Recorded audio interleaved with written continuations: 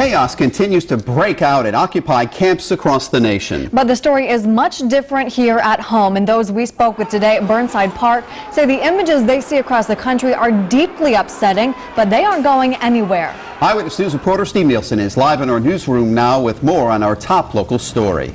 The city's request to have the Occupy Providence protesters leave the park comes right as protesters are forcefully kicked out of parks in New York and other places across the nation. But the Providence group says they fully expect to come back to Burnside Park.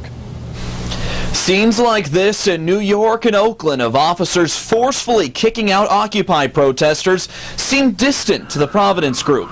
They peacefully still remain in Burnside Park, but they have a watchful eye on what's going on across the nation. I think it's upsetting and it's also unnecessary. I mean, it's kind of like trampling on someone's personal rights, basically. That's ridiculous. That's ridiculous to incite reactions to clog the court with arrests for what, loitering or whatever the charge would be. I'm not sure, but it's ridiculous. The Occupy Providence group is being forced to leave the park too, but for completely different reasons. The city wants to winterize the park sprinkler system this week, so the occupiers must leave for 2 days.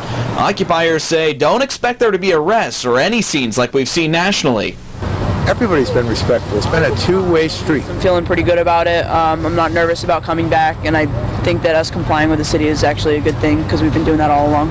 After the 2 days of city work, protesters expect to come back to the park and pick up where the occupation left off.